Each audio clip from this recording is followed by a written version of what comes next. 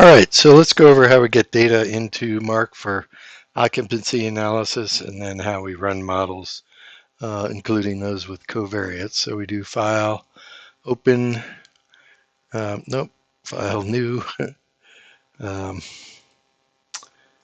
and we look for the file that we're going to use, and I'll use this northern spotted owl occupancy, okay?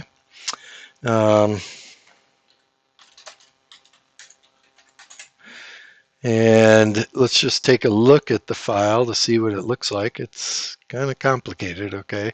So now each line refers to a site, not an individual, right? Because we're in occupancy. And following the comment on, the site number, then we have our capture history or detection history, okay? And notice that we have 1, 2, 3, 4, 5, 6. Okay, that's followed by a column of ones that just indicates that each line pertains to one site. Okay, that's our grouping variable. And then that's followed by 8 covariates. Okay, so if we come up here and look at this, the first covariate is known barred owl occurrence, presence or absence, 1 if they've been detected there, 0 if not. The second is the proportion of edge around that site, something that might influence spotted owl occupancy. And then covariates 3 through 8 indicate whether the survey was conducted during the day, and it'll get a 0, or at night, and it gets a 1. All right, so let's look at these. There's the grouping variable. So here's our first covariate, 0 indicating barred owl was not detected at the site.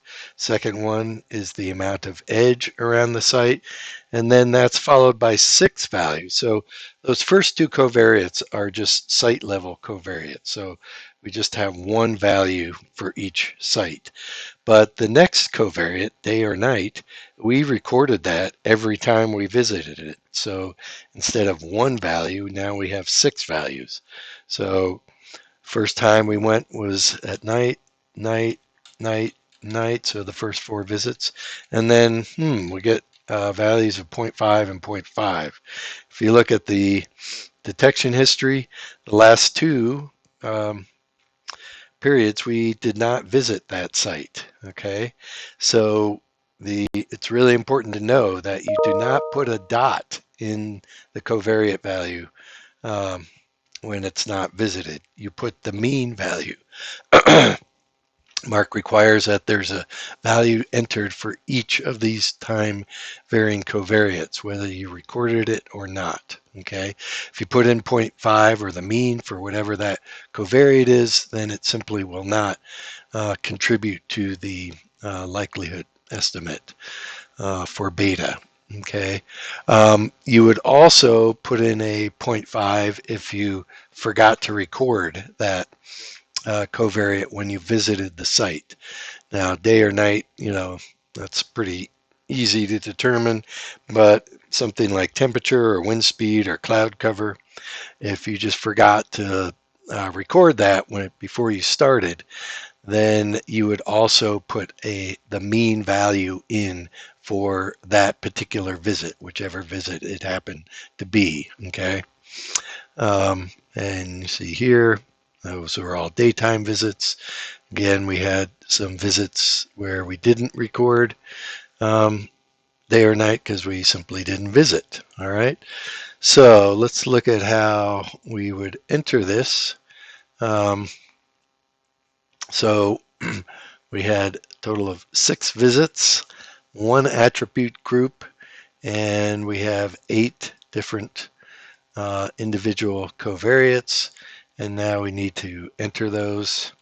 The first was barred owl, whether they're present or absent. The second was edge, the amount of edge within certain distance of that survey point. And then we have day, night 1 for the first visit, day, night 2 for the second, day night 3, day night 4, day night 5, and day night 6. Okay, we got 6, 1, 8. Looks like we got it the way we want it. Oh, let's come over here and click on occupancy estimation with detection less than 1. All right, and we're good to go. Click OK. Yeah, it's going to put it in the DBF. And then notice something kind of curious here. If we look at our parameter index matrices and we tile them so you can see them both. For psi, we just have one parameter estimate. For P, we have 6 because there were 6 visits. Remember, in occupancy analysis, the assumption is that the occupancy stays constant over the visits that you make during a particular season. So you cannot have occupancy switching from, being occupied to not occupied between visits. So if a spotted owl was there on the first visit, then we assume that that spotted owl was still present on the last visit. And of course, we don't necessarily always detect that owl. And that's why we're doing occupancy analysis. If detection probability was 1.0, you would not need to use an occupancy approach.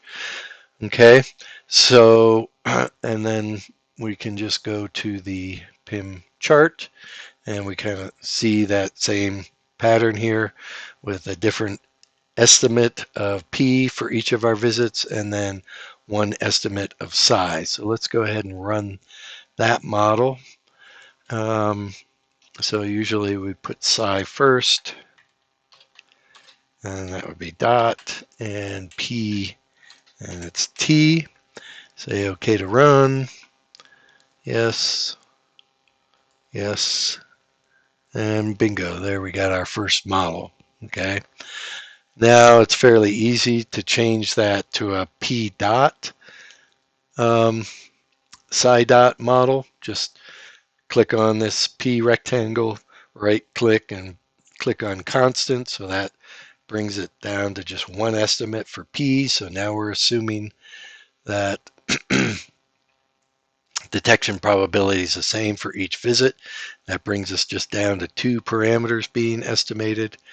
We click on run and current model, and we are doing psi dot P dot. Okay. Let's click OK to run. Yes. Yes. And bingo, there we go. So psi dot P dot is a little bit higher, only 2 parameters. The deviance is actually lower for the psi dot PT, but because we have 7 parameters estimated, that's going to bump up our AIC value. But they're still both fairly similar. Okay, so let's first start with psi and ask what factors might influence psi in this case. And I'm going to start with the psi PT model so that in subsequent iterations we can get estimates for each of our P's. Okay, but now I'm going to pull up a reduced design matrix because first I'm going to focus on psi and I want to look at whether barred owl presence or edge amount influences the probability of occurrence or occupancy of spotted owls at a site. So I'm going to click on reduce because I know, you know what, I don't think I've got that one selected. I'm going to say retrieve that model. So when I click on design, I'm going to click on reduced. It gives me 7 because it's starting with that most general model. But I'm going to come down to 3 because I know I'm just going to use 3 columns. And I'm going to have one, let's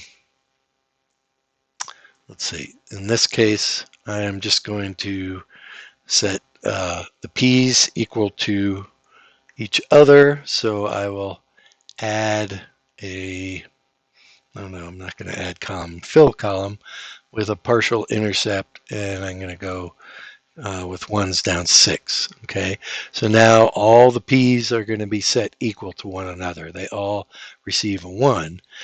And for psi, I'm going to put a 1 in for the intercept, and then I'm going to add a covariate. And then in this case, it will be Bardal presence or absence. And I come down to individual covariates, click on Bardal, click OK.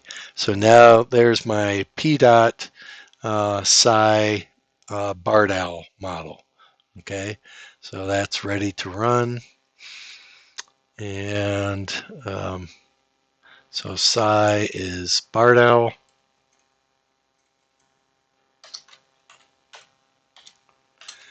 And P is dot, just because that came up top. Click OK to run. Yes, and it's coming in below the top model, about exactly 2 units below, so it's really not helping much.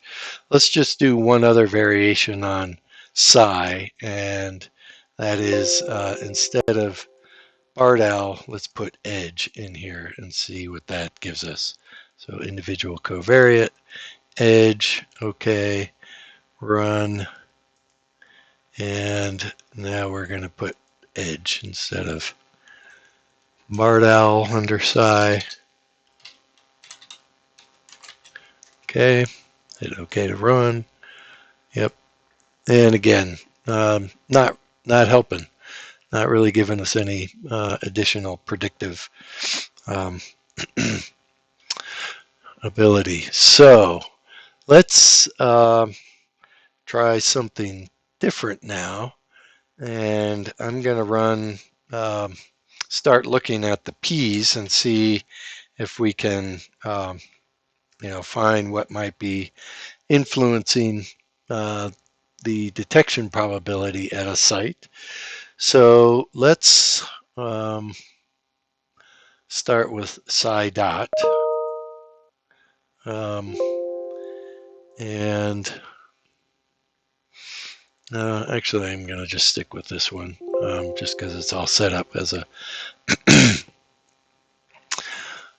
design matrix. Okay, so what I'll do is I'll just get rid of this column and just say delete one column.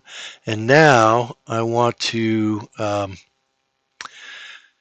ask, is P influenced by barred owl? So now I'm going to add a column between these two. So I click on B2, right click and say add one column. That's right, it adds to the left. I'm going to delete that column. Click on this, right click, add one column. Oh well. Thought I was going to. So I'm going to make this 1. So, to the right of this gray bar is my psi. And now I want to look at Bardal presence and how it influences detection probability. So I'm going to come down to individual covariates, Bardal, okay. So I got it on the top one, and I need to copy that down to the other 6. So I can come down, again, I right clicked, say copy value down for 6 values, and boom, now I've got my model the way I want it. I've got an intercept for P, and then I've got the effect of Bardal presence during each of the surveys. And of course, Bardal presence isn't going to change across those 6 surveys. So I just use that one covariate for all 6 visits. All right. And now I'm good to run. And now we've got psi dot.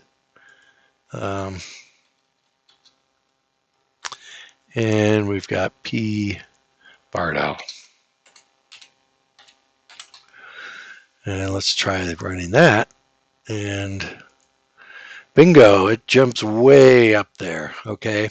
So, 35 AIC.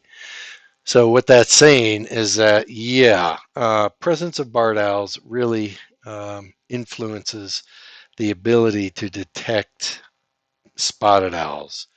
Um, not their occupancy, but their detection probability. And it has been found that spotted owls tend to be very quiet in the presence of barred owls because barred owls are very aggressive and in some cases will even come in and kill spotted owls. So it makes sense that they would be less detectable if there's a barred owl at that particular site. Okay, so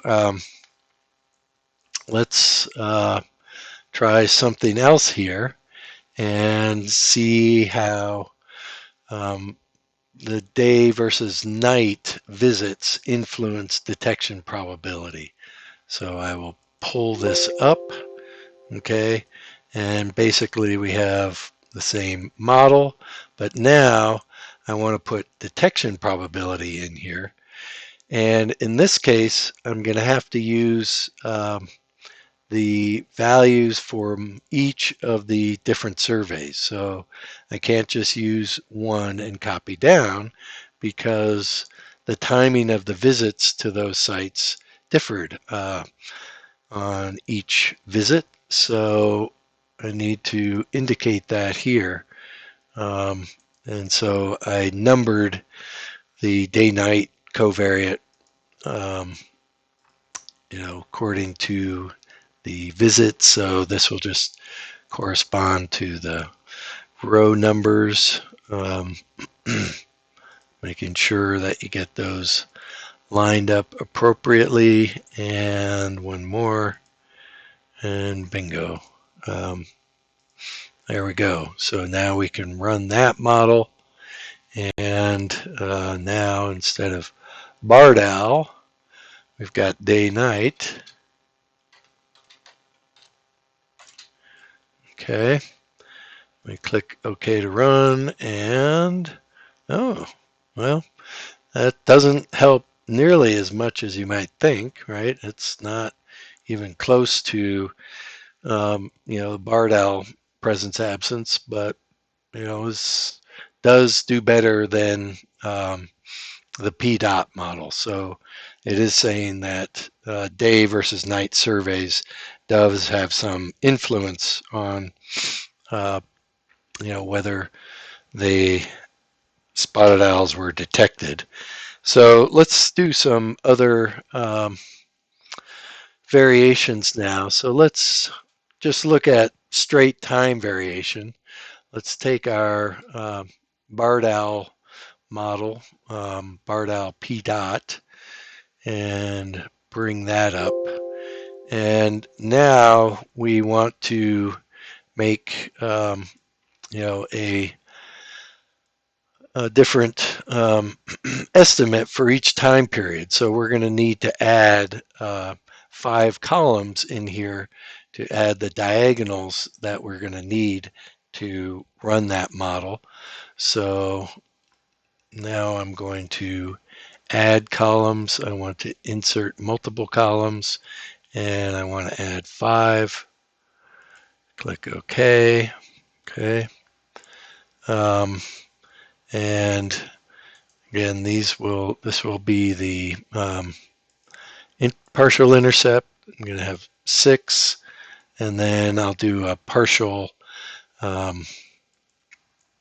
identity, and this will be 5. And this, actually, I should have just zeroed it out. I can just do that pretty easily. Oops. 1, 0. Okay, so how is this working? So like we've done before, we have our intercept column, and then we have a 1 associated with each row, associated with our different p-values, and then we leave that last row absent of ones, then that will be our baseline detection probability that the others basically vary from. So this would be PT psi Bardell. So if we run this, so psi Bardell and now PT. Okay. Okay to run. Yes. And ooh, that doesn't do very well. So, it's just saying that, again, sticking with that PT model, it's just way, way down there. So, the P dot model does better than the PT model. So, we probably wouldn't want to play around with that too much. But let's do another variation on this one where now we do, say, we know that Bardell is having an influence on detection probability. So let's add a one of these site covariates to this and see if that gives us any better um, ability to discriminate or more parsimonious model. So we've got our Bardell on um, our detection probability, and let's add a column. And I like to just keep the one here. And now we will add Bardell to psi. So we're putting Bardell both on detection probability and on presence absence or occupancy of a site. So we can run that. So psi Bardell. Okay. Excuse me. Okay to run. And yeah, it's below the top model, but within striking distance. Okay.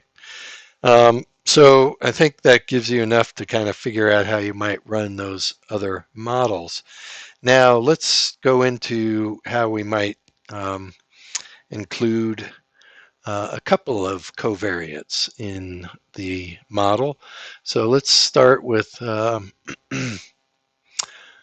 let's just go with this top model.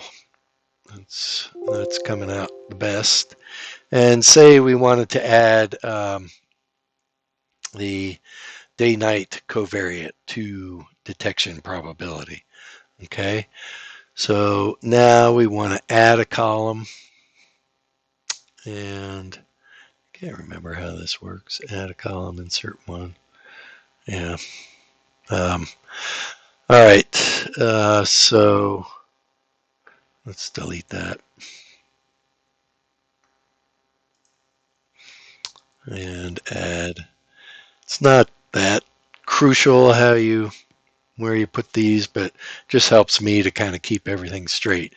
So to the right of the grayed out bar is just psi, that's constant, and now we want to add day night. Okay, so we'll come down with our individual covariates.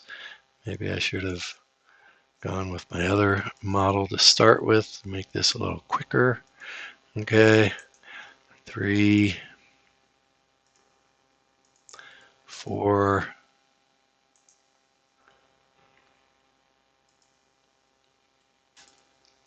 and 5, and 6.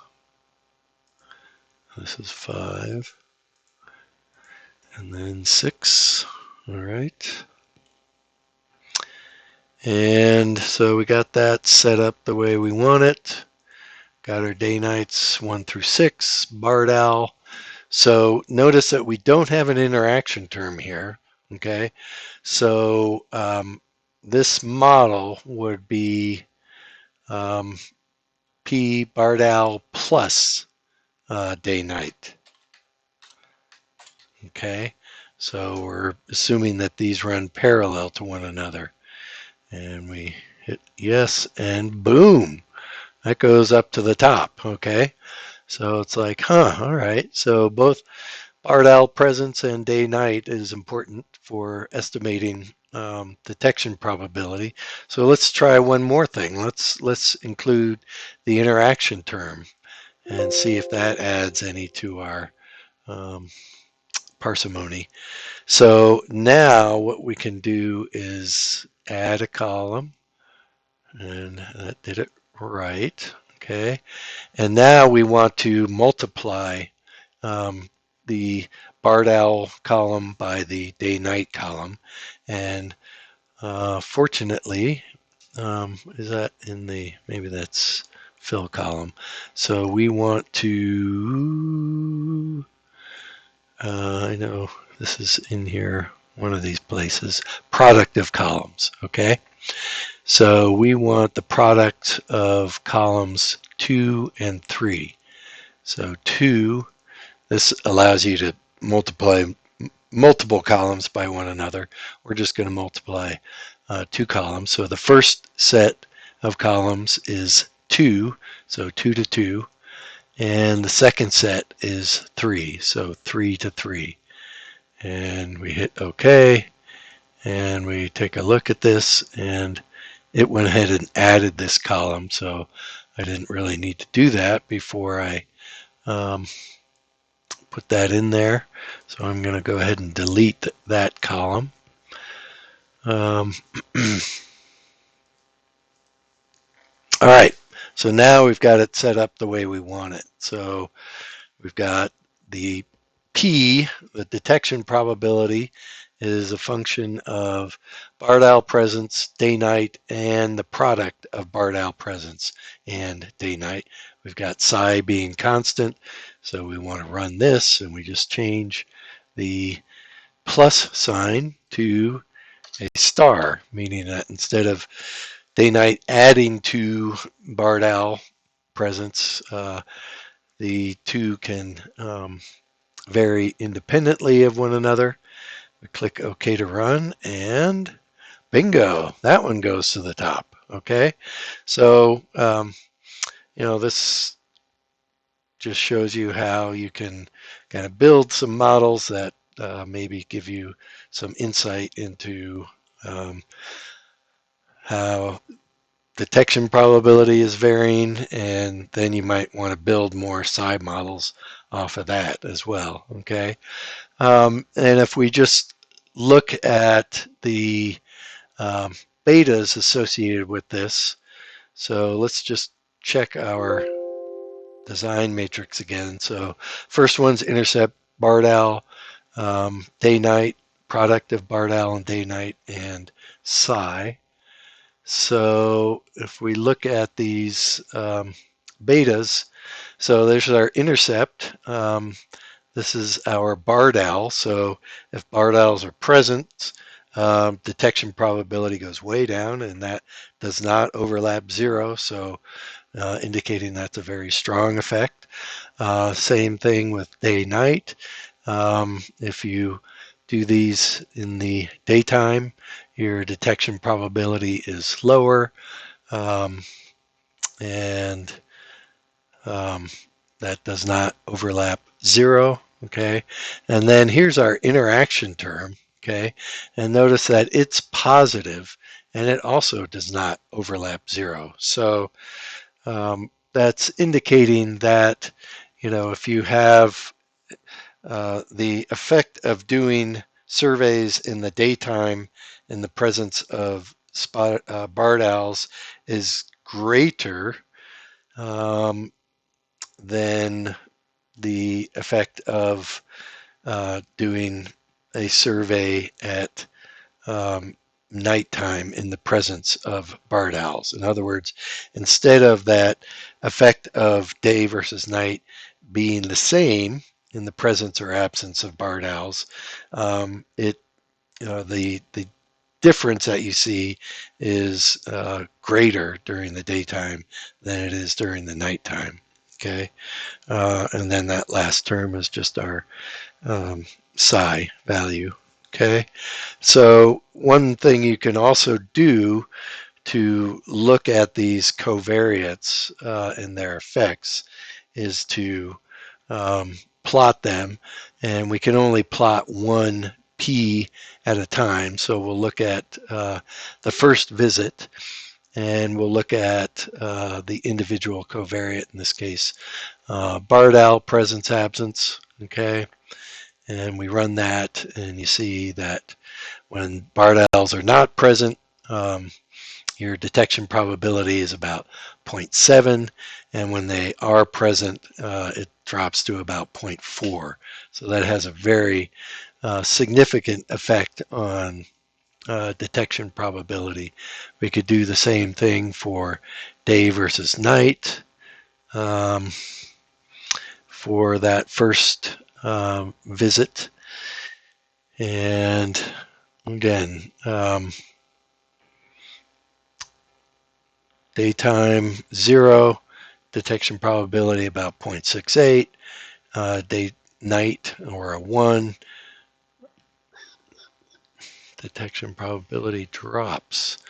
Let me go back and look at that and make sure I have that right. So second covariate, day is 0 and night is 1. Very interesting. So this is saying that detection probability is lower at night than it is during the daytime. You know, not as big of an effect as it was with the Bardal presence absence, but obviously not the direction that you would predict that this would be going. Okay. Um, okay. Was there anything else I wanted to show you here? I think that's about it.